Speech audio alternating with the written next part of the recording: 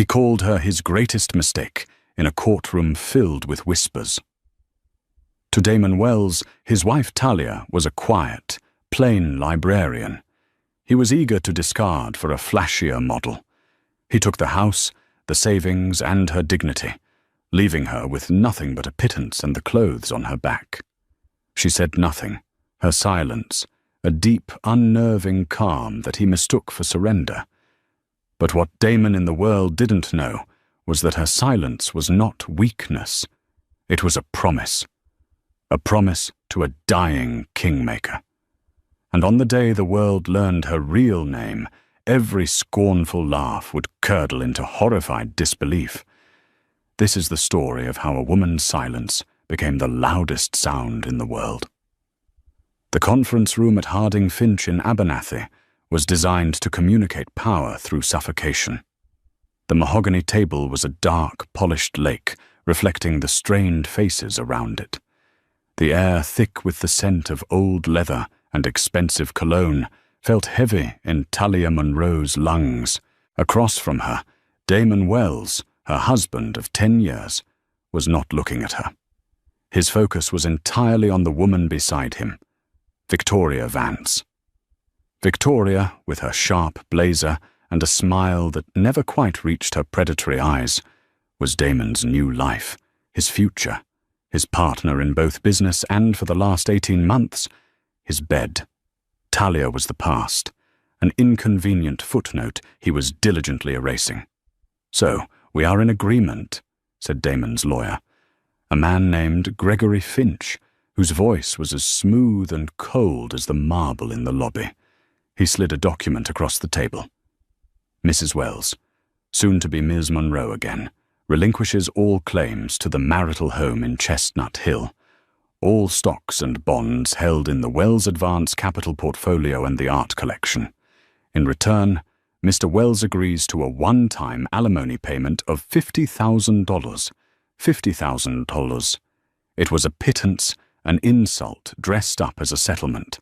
10 years of her life, of supporting him when he was a struggling analyst, of editing his business proposals, late into the night of managing their home and social life. So he could focus entirely on his meteoric rise, was being valued at less than the cost of the custom Italian suits he now wore. The house alone was worth over $3 million. His portfolio, which she had helped him build by identifying early-stage tech companies from her meticulous research, was worth 8 figures. Talia looked at the paper. The black ink was stark against the creamy white. She felt a tremor in her hand and placed it in her lap, clenching it into a fist to still it. Her own lawyer, a kind but overwhelmed public defender named Sarah, had told her it was a travesty. "We can fight this, Talia," she'd urged. "We can subpoena his records. We can prove marital contribution. This is a deliberate, malicious attempt to leave you destitute."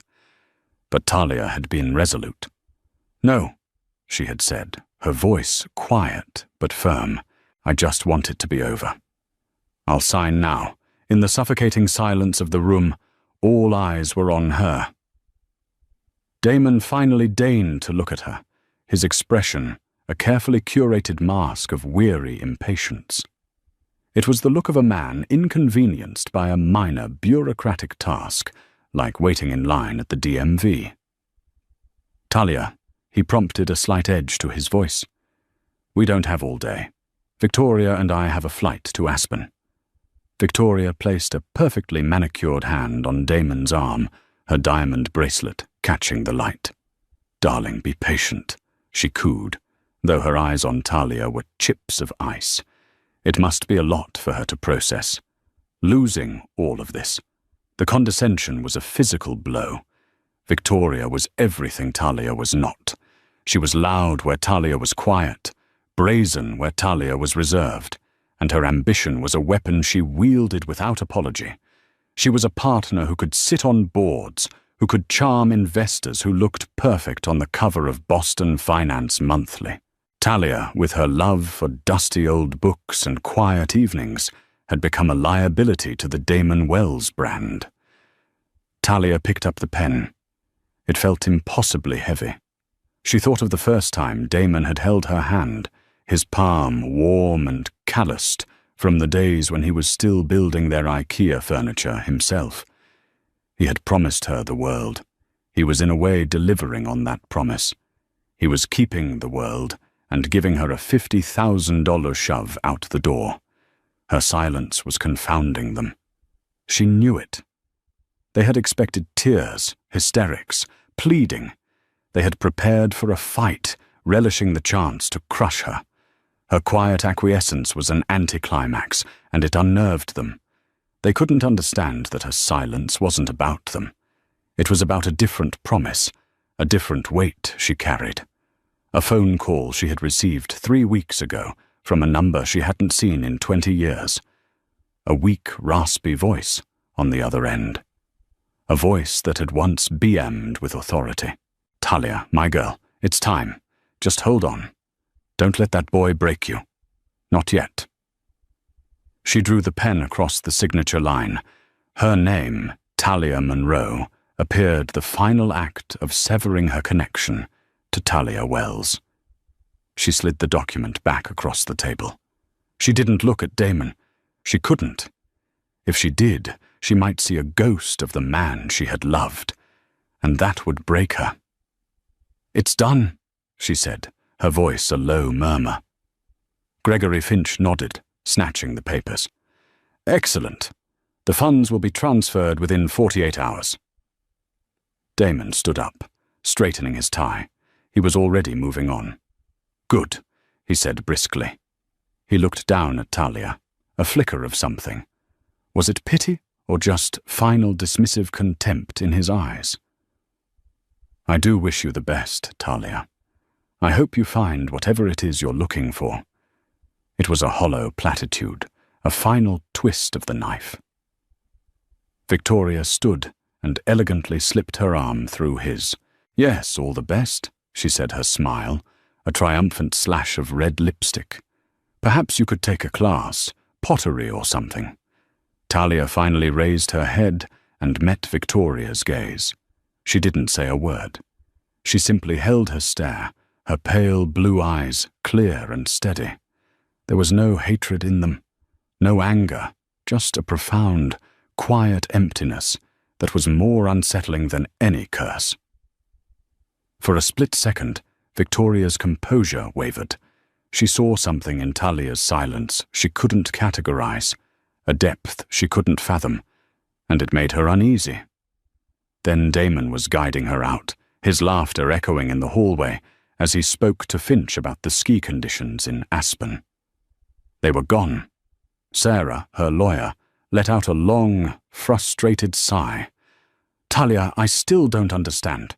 You let him strip you bare. He made his fortune with your support." Talia finally let her shoulders slump. The strength that had held her together for the past hour began to fray. "Some things, Sarah," she said, her voice barely a whisper, "are not worth fighting for." As she walked out of the opulent law office and onto the bustling Boston street, the city felt alien. It was the city where she had built a life, and that life had just been legally dismantled and handed to someone else. She had 48 hours until $50,000 landed in her bank account. After that, she would have to find a new apartment, a new life, a new identity. She was no longer Mrs. Wells, the wife of a finance magnate. She was just Talia Monroe, a librarian with a broken heart and a carefully guarded secret. As a cold gust of wind whipped around the corner, she pulled her simple cloth coat tighter. Damon and Victoria were flying to Aspen. She was taking the subway back to a small temporary room she had rented. And yet, she had a strange, unshakable feeling that she was the one who was truly free. The one-bedroom apartment Talia found was in a part of the city Damon would have sneeringly called up and coming, which was his code for unacceptable. It was on the 3rd floor of a brick walk-up with windows that overlooked a bustling street market instead of a manicured lawn. The floors creaked, The radiator hissed like an angry snake, and the kitchen was a cramped alcove. To Damon it would have been a prison. To Talia, it was a sanctuary. Here, there were no ghosts of a shared life. No phantom scent of Damon's cologne in the closet, no indentation of his body on the mattress. She filled the space not with expensive art, but with books. Stacks of them rose from the floor like literary skyscrapers. They were her friends, her solace, her escape. Her job at the Boston AAM, one of the oldest independent libraries in the United States, was her anchor. She wasn't just a librarian. She was a conservator, working in the quiet, climate-controlled basement, tending to rare manuscripts in first editions. Her hands, which Damon had once criticized for not being perfectly manicured, were deft and gentle as they repaired crumbling spines and treated brittle yellowed paper. She found a deep, meditative peace in the process of preservation. While her own life had been torn apart here, she could make things whole again. She was saving stories, giving them a future. Her colleagues knew her as the quiet, unassuming Miss Monroe. They knew she was recently divorced and assumed it had been devastating. They saw the sadness that sometimes clouded her eyes, but they also saw a resilient calm. They didn't ask questions. The world of archives and rare books was a haven for introspective souls, and privacy was a respected currency. Days bled into weeks. Talia established a routine: morning coffee by the window, watching the city wake up, the subway ride to the Arnam, losing herself in a novel, the meticulous focused work of conservation, evenings spent with a simple meal in another book. It was a small life, a quiet one, but it was hers. The $50,000, after paying for the first and last month's rent and buying modest furniture, sat in a savings account, a constant, humiliating reminder of what 10 years of her life had been deemed worth. Sometimes the memories ambushed her. She'd see a man in a grey cashmere coat like the one she'd bought Damon for their 5th anniversary, and her breath would catch. Or she'd smell a particular type of cigar smoke and be transported back to the holiday parties she had once hosted, playing the role of the perfect corporate wife. She remembered the beginning before Wells and Vance Capital, before the ruthless ambition had consumed him. She remembered Damon as a young, hungry analyst, full of dreams and a surprising tenderness. They had met in a dusty corner of a university library. He was researching financial history. She was shelving books. He had been charmingly flustered, knocking over a stack of volumes and apologizing profusely.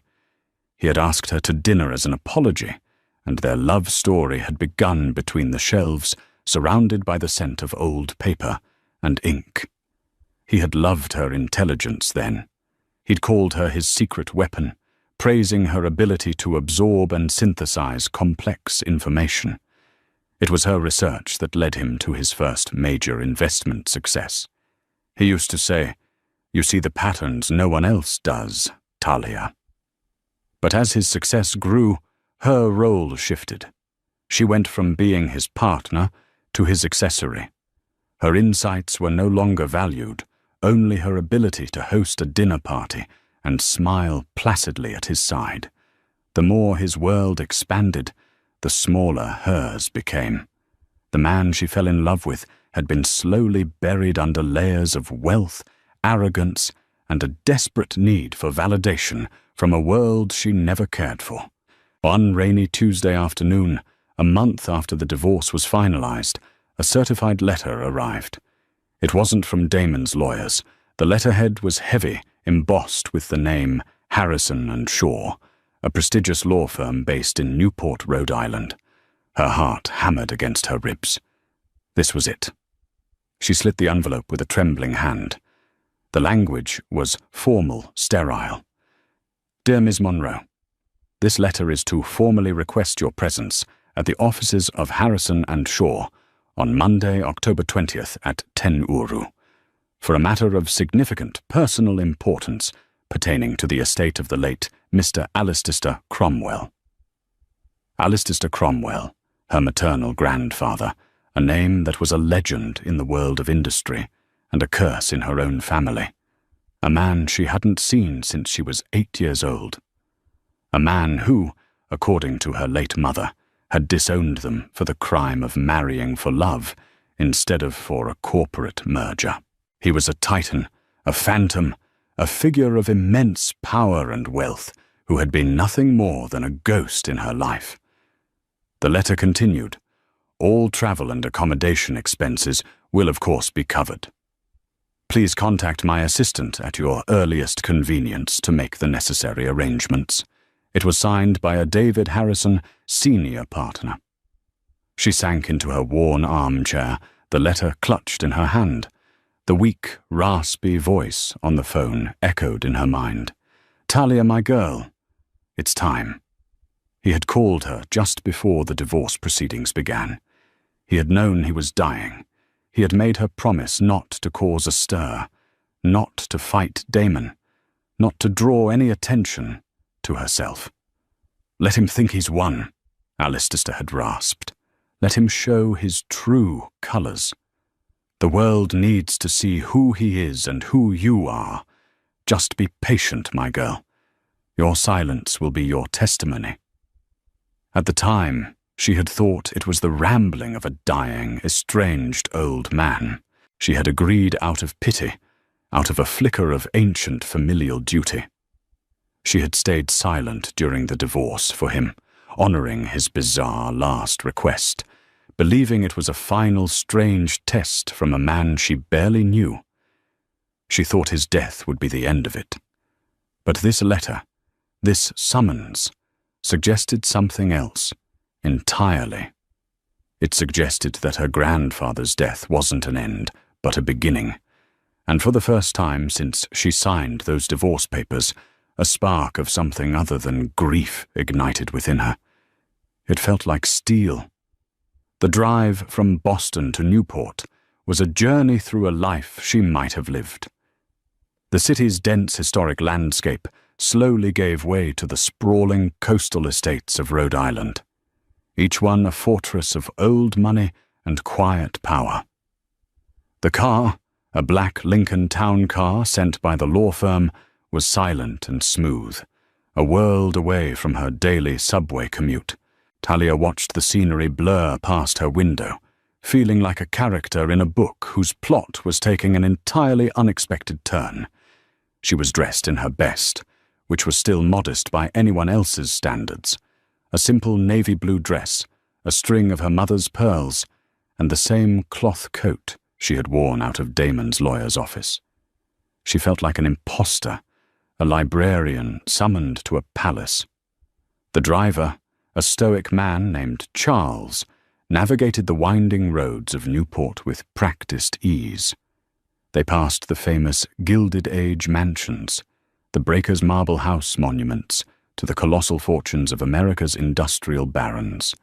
Talia knew from her mother's hushed, bitter stories that the Cromwell estate known as Seacliff rivaled them all, but was far more private, hidden from the tourist maps and prying eyes.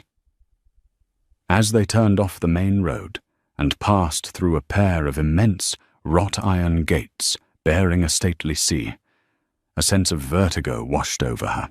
A long, crunching gravel driveway snaked through a landscape of impossibly green lawns and ancient weeping beech trees. The air grew still heavy with the scent of salt and money. And then Seacliff came into view. It wasn't just a house, it was a declaration, a sprawling stone manor of granite and limestone with dozens of windows staring out at the Atlantic like impassive eyes. It was both beautiful and intimidating, a place built to withstand not just the ocean storms, but the storms of time and fortune. This was the world her mother had run from. This was the kingdom of Alistair Cromwell. The car stopped, not at the mansion, but at a smaller, though still imposing stone building, set to the side the law offices of Harrison and Shaw. It seemed even a Leicester Cromwell preferred to keep business at a slight remove from his home. Charles opened the door for her. "Mr. Harrison is expecting you, Miss Munro." Her legs felt unsteady as she walked up the stone steps. The door was open before she could touch it by a young woman in a crisp suit. "Miss Munro, welcome. Mr. Harrison will see you now."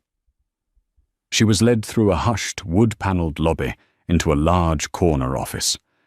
The room was lined with leather-bound law books from floor to ceiling, and a large window offered a panoramic view of the cliffs and the churning grey ocean below. Behind a massive oak desk sat a man who looked to be in his late 60s.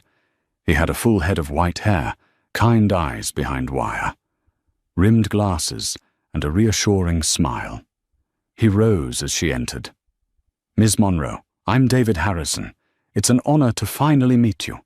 Your grandfather spoke of you often in his final months." Talia was taken aback. "He did. He did indeed," Mr. Harrison said, gesturing to a plush leather chair opposite his desk. "Please sit. Can I get you some coffee?" "Tea water would be fine." "Thank you." She managed her voice a little shaky as the assistant quietly brought her a glass of water. Talia studied the lawyer. He didn't have the predatory air of Gregory Finch.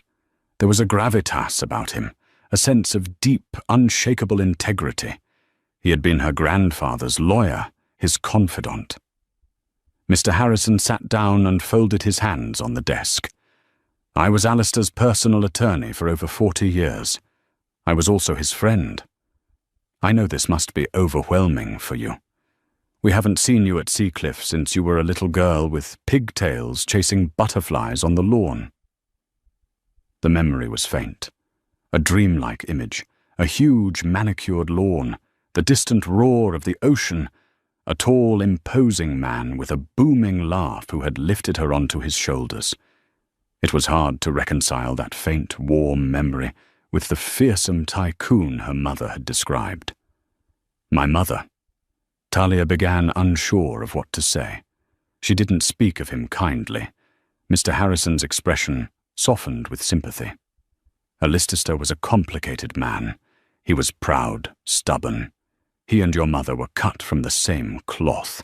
I'm afraid he regretted his estrangement from her every single day after her passing, and he regretted more than anything that it cost him his relationship with you.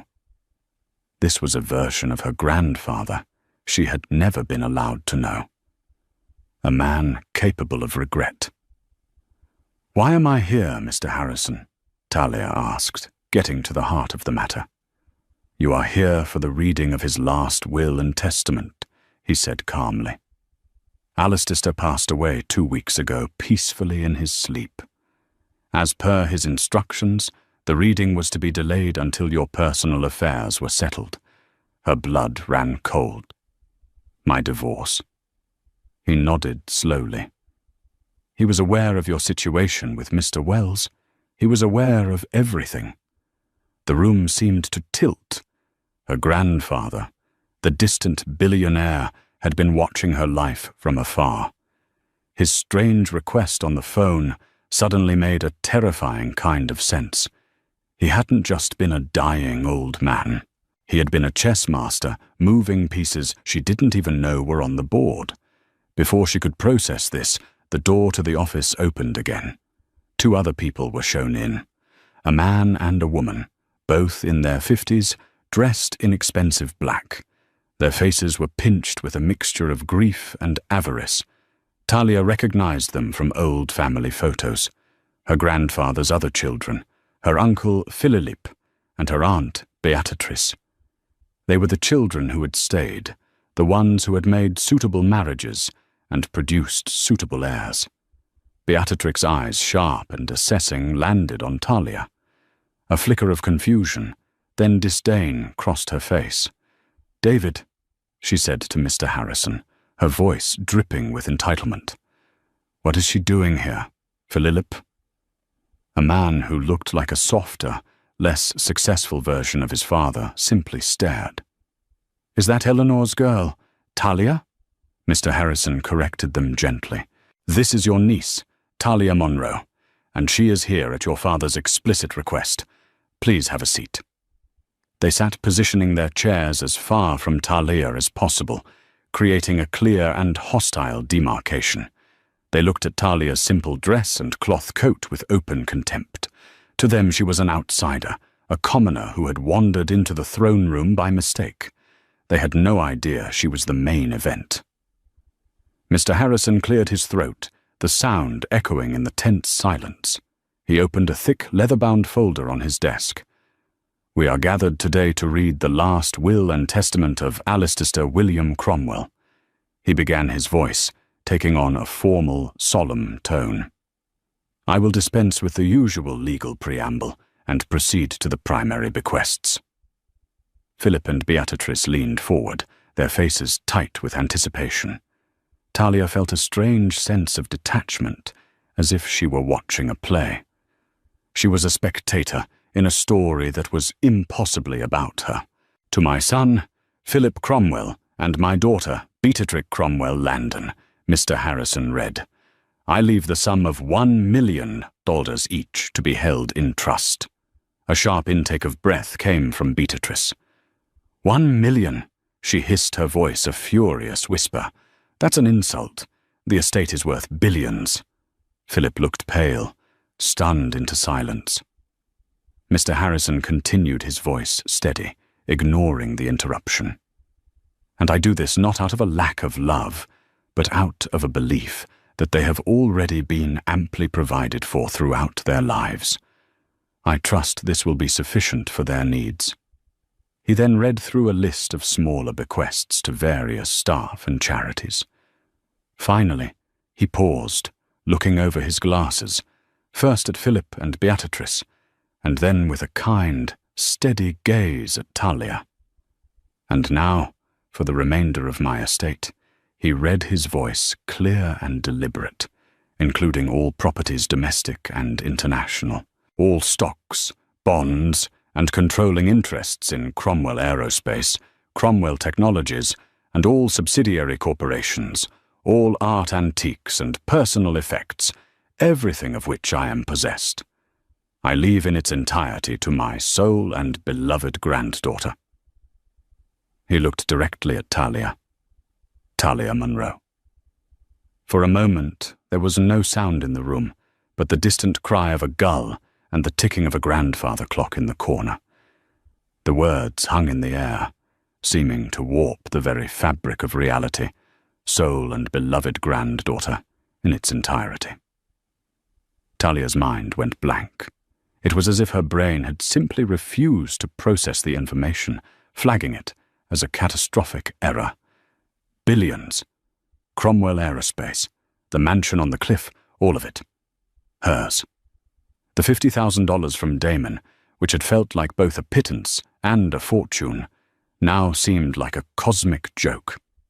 Then the silence was shattered. What? The word was ripped from Beatrix's throat, a strangled shriek of pure, unadulterated fury. She shot to her feet, her face a mask of crimson rage. That's impossible. It's a mistake. She's nobody. He hadn't seen her in 20 years. Philip was ash and gripping the arms of his chair. David, this has to be a forgery. Father was. He wasn't well at the end. She must have manipulated him. I can assure you, Alistair was of perfectly sound mind when he dictated and signed this will 2 months ago. Mr. Harrison said, his voice a calm and unshakable pillar in the storm of their outrage. It was witnessed by myself and 2 federal judges. It is ironclad. Beatrice rounded on Talia, her eyes blazing with a hatred so potent it was almost tangible. You conniving little snake. What did you do? Did you crawl to him when you heard he was dying? Beg for a handout from the man our mother taught you to despise. Talia, still reeling from the shock, could only stare back, speechless. The force of Beatrix's venom was stunning. This wasn't just about money. It was about legacy, about their perceived birthright being stolen by a ghost from the past. The will is clear. Beatrix Mr. Harrison interjected, his tone hardening. Alistair's instructions were precise. I'll contest it, Philip blurted out, finding his voice. We will drag this through every court in the country. We'll prove undue influence. We'll prove he was incompetent. Mr. Harrison held up a hand. I would advise against that, he said, his voice dropping to a low, serious tone. Alistair anticipated your reaction. He included a no-contest clause. Any beneficiary who challenges the will forfeits their inheritance entirely. Your $1 million trusts would be immediately dissolved and donated to the Cromwell Foundation. Checkmate. The dead man had thought of everything. Beatrix and Philip stared at him, trapped, their faces contorting with the agony of their impotence.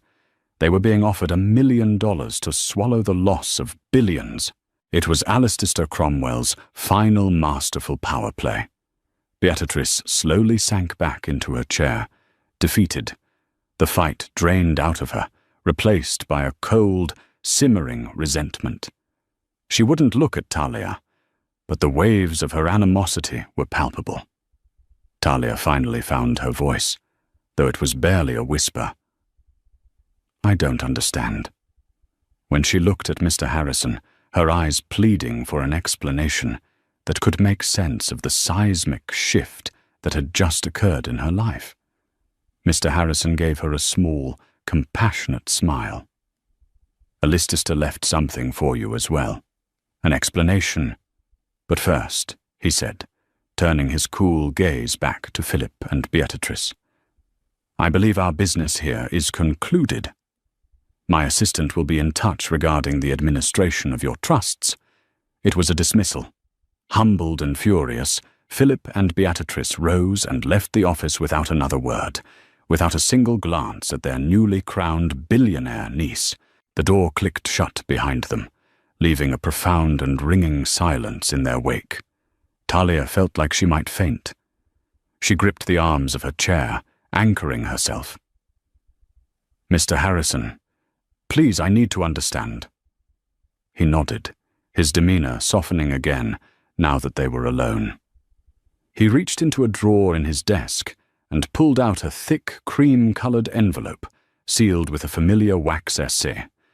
Her name, Talia, was written on the front in a strong, slightly shaky hand.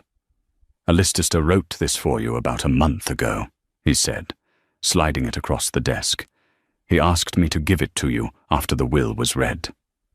Her fingers trembled as she took it. It felt warm, as if it still held some of the life of the man who wrote it. She broke the seal and unfolded the heavy paper. My dearest Talia, the letter began. If you are reading this, then it means I am gone, and you have finally learned the truth. I imagine you are shocked, confused, and perhaps even angry. You have every right to be. The sin of pride is a terrible thing, my girl, and it cost me my daughter, and it cost me 20 years with you. That is a regret I will carry with me into eternity. I cannot ask for your forgiveness, only for your understanding. I never stopped watching over you. When your mother passed, I wanted to reach out, but I knew you had been taught to hate me. So I kept my distance, but I never stopped looking out for you. I had a private firm keep me updated. Your graduation from college, your first job at the library, your marriage to that man, Damon Wells. I knew what he was from the start.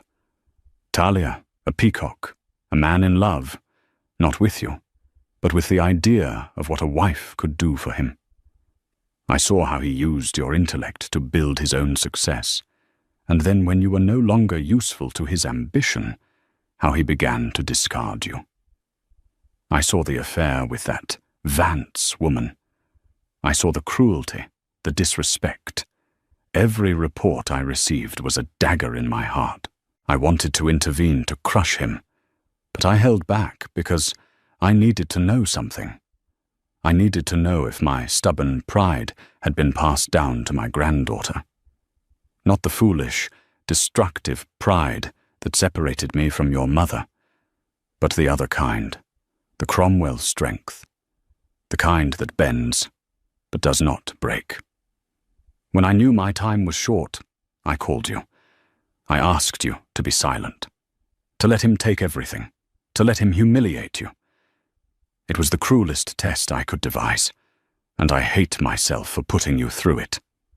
I needed to see if you had the fortitude, the grace, and the dignity to endure. To see if your character was stronger than your pain, to see if you would descend to his level, or if you would rise above. You did not scream. You did not fight in the mud. You endured his cruelty with a silence that was more powerful than any shout. You passed my test, Talia. You proved you are more of a Cromwell than Philip or Beatrice ever were. They were born to wealth. You were forged by adversity. They are branches of the tree. You, my dear girl, are the root. This fortune is now yours. It is a great power and a great burden. Use it to protect yourself. Use it to build a life he could never even imagine. Use it wisely. Be happy. That is my final wish. Your loving grandfather, Alistista. Tears streamed down Talia's face, dripping onto the page. They were not tears of sadness for the man she'd lost, but tears of overwhelming, heartbreaking validation. Her suffering hadn't been meaningless. Her silence hadn't been surrender. It had been a testament, a quiet, dignified act of defiance that had been seen, understood, and rewarded by the one person in the world she never thought cared at all. She looked up at Mr. Harrison through blurry eyes. He was watching her with a gentle paternal expression. He was very proud of you, Talia, he said softly. Talia wiped her eyes, a new, unfamiliar strength settling deep in her bones. The meek librarian had been shed like a skin. The woman who sat in this office was no longer a victim. She was the sole heiress to the Cromwell Empire, and her story was just beginning. "There's more," Mr. Harrison said, his voice pulling Talia from the emotional vortex of the letter. He gestured towards a sleek silver laptop on the corner of his desk. Alistista was meticulous. He didn't just want to reward your character, Talia. He wanted to ensure that Damon Wells received a lesson he would never forget. He called it the Wells Addendum. He swiveled the laptop to face her. On the screen was a secure digital vault.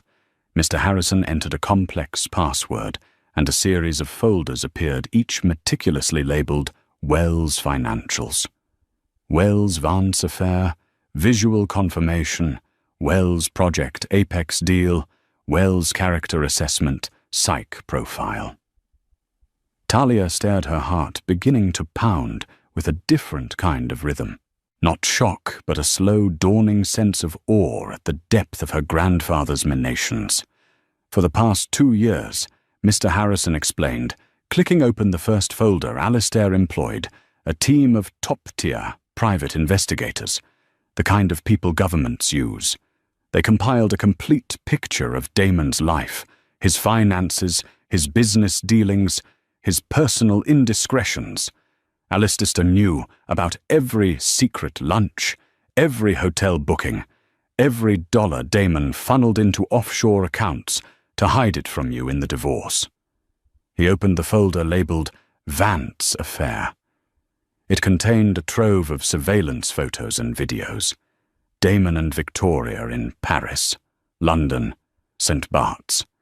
They were kissing on balconies, laughing over candle-lit dinners, entering boutique hotels. The evidence was damning comprehensive and utterly soul-crushing. To see her husband's betrayal laid out so clinically, in high resolution, was a fresh wave of pain. But it was a clean pain, the kind that comes from lancing a wound. The vague suspicions and gaslit anxieties were gone, replaced by cold, hard proof. "Why?" Talia whispered, her eyes fixed on a photo of Damon placing a diamond necklace around Victoria's neck, a necklace he'd told Talia they couldn't afford as a Christmas gift for her. Because Allister believed that men like Damon Wells don't operate in a vacuum. Mr. Harrison said, his expression grim. Their personal corruption inevitably bleeds into their professional lives. He wanted to see if your husband's character flaws presented a tangible threat, not just to you but to others. And he found it. He clicked on the folder Project Apex deal. It was filled with encrypted emails, audio recordings of phone calls, and detailed reports.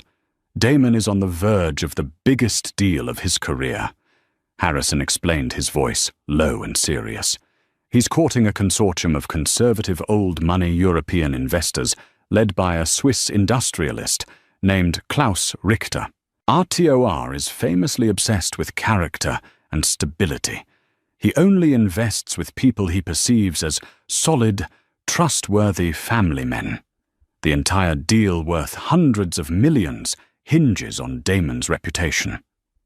Talia's mind raced, connecting the dots. Damon's sudden haste to marry Victoria, his obsession with their public image, the carefully curated articles in finance magazines about them as Boston's new power couple. It was all a performance for Klaus Richter.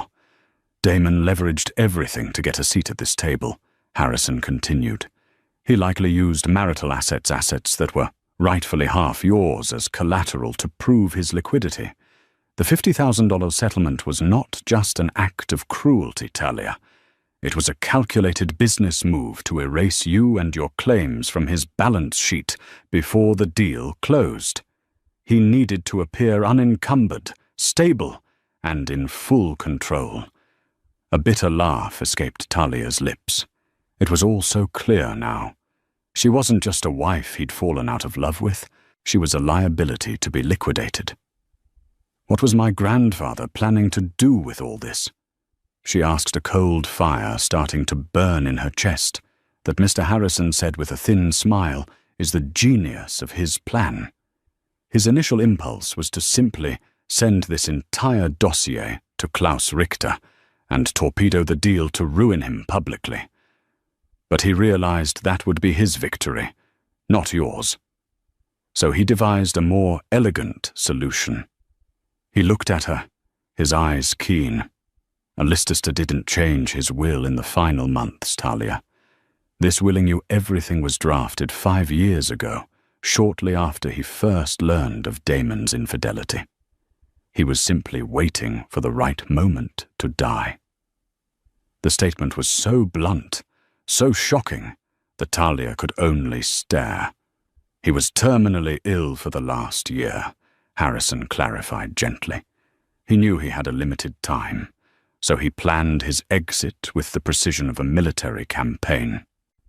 He instructed me to time the announcement of his death and the reading of the will for maximum impact, specifically for the week before Damon was due to sign the final papers with RTOR's consortium. The sheer breathtaking audacity of it left Talia speechless. Her grandfather had used his own death as a weapon. Think of the narrative Talia, Mr. Harrison urged, leaning forward. Damon Wells, the rising star of finance, brutally casts aside his loyal 10-year wife, leaving her with pennies. He immediately flaunts his new life with his glamorous business partner. Then, mere weeks later, the discarded wife is revealed to be the sole heirs to the Cromwell fortune, one of the largest and most respected family fortunes in America, a fortune that makes Damon's look like pocket change. He let the words sink in. How does that make Damon look to a man like Klaus Richter? It makes him look like the worst kind of fool, a man with catastrophic judgment, a man who couldn't see the value in what he had, a man who is not shrewd, but petty and blinded by greed. A man who, in his haste to grasp a few million, threw away a potential alliance with billions. It completely shatters the image of the stable, savvy genius he has so carefully constructed. He won't need to see a single surveillance photo. The public record of the divorce, followed by the public record of your inheritance, is the only evidence RTR will need. Allister hasn't just exposed his affair. He has exposed his soul. Talia sat back, the scale of her grandfather's posthumous revenge settling over her. He hadn't just given her a fortune. He had given her justice served on a silver platter. He had engineered a scenario where Damon's own actions would become the instruments of his downfall. Damon would not be ruined by an anonymous tip or a shadowy enemy. He would be ruined by the woman he had so arrogantly dismissed. The press release announcing your inheritance is scheduled to go out to all major financial news outlets tomorrow at 9 a.m. Mr. Harrison stated, by 9:05, it will be the biggest story on Wall Street. By 9 to 10, Klaus Richter's phone will be ringing, and Damon Wells's world will come to an end. He closed the laptop. The dossier of evidence, the grandfather's final gambit, was now hers to command. Allister left one final instruction. Harrison said, "This information," he tapped the laptop, "is now yours. You can release it and destroy what's left of him, or you can keep it knowing that your victory is already assured." He wanted the choice to be yours, the choice between silent triumph and total annihilation. Talia looked out the window at the vast, churning Atlantic. The ocean was powerful, relentless, and unforgiving. For 10 years, she had been quiet, placid, and accommodating. But her grandfather had seen the ocean inside her. He hadn't just left her his money, he had reintroduced her to her own strength. "I'll hold on to it for now," she said, her voice steady and clear. "Let's see how Mr. Wells enjoys the morning news." Damon Wells was on top of the world. He stood on the balcony of his penthouse suite in Aspen, a glass of champagne in his hand, the crisp mountain air sharp and clean. Below him, the ski slopes were dotted with colorful figures, and the sun glinted off the snow with dazzling intensity. Victoria emerged from the suite, wrapped in a plush white robe, and draped her arms around his neck from behind. "To us?" she purred in his ear, clinking her glass against his. "To the future, Wells, Vance, and Richter. It has a nice ring to it, don't you think?" Damon smiled a genuine, triumphant smile. "The best. RTOR's final approval is just a formality. His lawyers have reviewed everything. We sign in Zurich on Friday. Project Apex is ours." He had never felt more alive, more powerful. The divorce was a distant, unpleasant memory. He'd successfully excised the dead weight from his life. Talia, with her quiet disapproval and her simple taste, had been an anchor. Victoria was a rocket engine. Everything was perfect. He had the woman, the deal, and the life he deserved. His phone buzzed on the small table beside him. He glanced at it, expecting a congratulatory text from one of his partners. Instead, he saw a flood of notifications from every major financial news outlet. The Wall Street Journal, Bloomberg, Forbes, Reuters. They all had the same headline: Secret Heiress Reclusive Billionaire. Allister Cromwell leaves entire $15 billion fortune to unknown granddaughter, Talia Monroe. Damon stared at the screen. His mind stuttered. Talia Monroe. The name was right, but the context was impossible. A glitch, a mistake, a fake news story. It had to be. He clicked on the Wall Street Journal article. His blood turned to ice. There was a photo of a young Talia from her college ID next to a stern-looking portrait of Allister Cromwell. The article detailed the shocking reading of the will, quoting sources from the prestigious Newport law firm of Harrison and Shaw. It mentioned his recent divorce, from her dryly noting the court-filed settlement of $50,000. The champagne glass slipped from his fingers and shattered on the stone balcony. "Damon, what is it?" "You look like you've seen a ghost," Victoria said, her playful tone instantly vanishing. He couldn't speak. He thrust the phone at her. She read the headline, her perfectly shaped eyebrows shooting up. She snatched the phone and began scrolling, her expression shifting from disbelief to confusion, and then to a cold, calculating horror. Cromwell, she breathed, the Cromwell. Cromwell, aerospace. That's her grandfather. Damon's mind was a maelstrom of denial and panic. It can't be. She never said a word. Her family was. She said they were estranged, that there was no money. Obviously, she lied.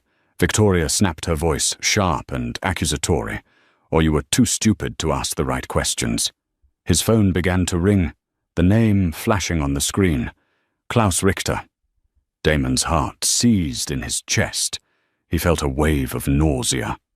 This was the call to confirm the final details for the signing in Zurich, but he knew with a gut-wrenching certainty that it wasn't. He let it go to voicemail. A moment later, it rang again and again. "Answer it, you fool!" Victoria hissed. "Don't look weak." With a trembling hand, he accepted the call and put it on speaker. Damon said the voice of Klaus Richter. It was not the warm, collegial tone from their last meeting. It was Arctic. "I have just been made aware of some startling news.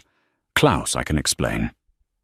Damon stammered his mind, scrambling for a plausible lie. "It's a complicated family matter. It has no bearing on our business."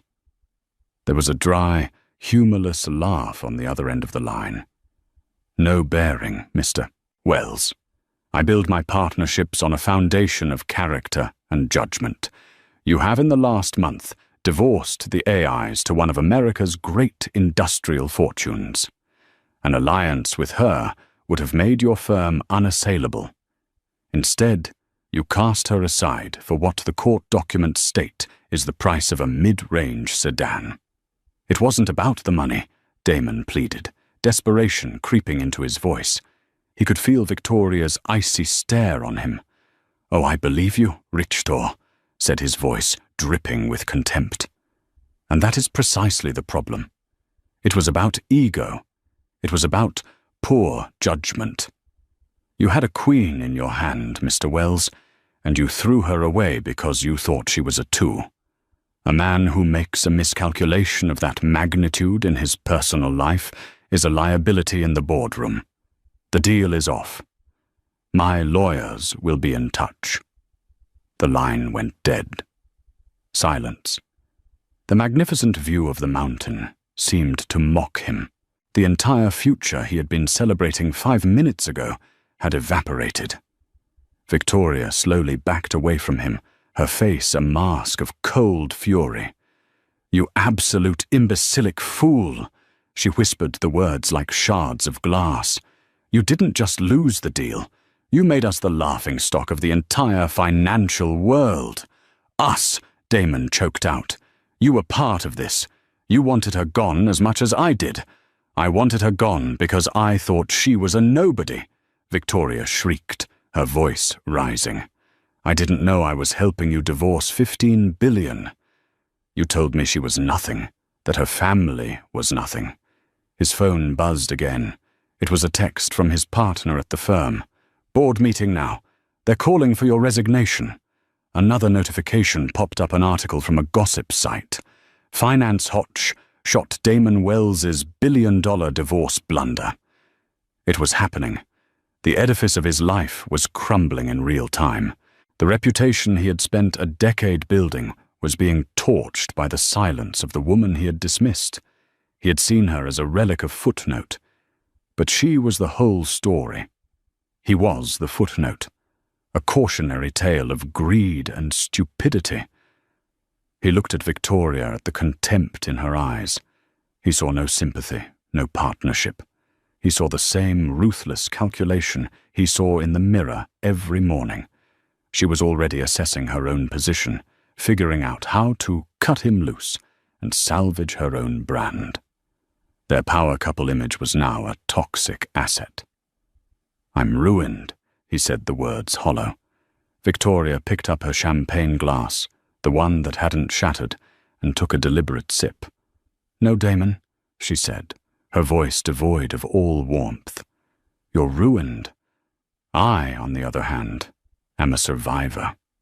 She turned and walked back into the suite, leaving him alone on the balcony with the ruins of his life. The mountain air was no longer crisp and clean. It felt thin and suffocating, like the atmosphere on a dead planet.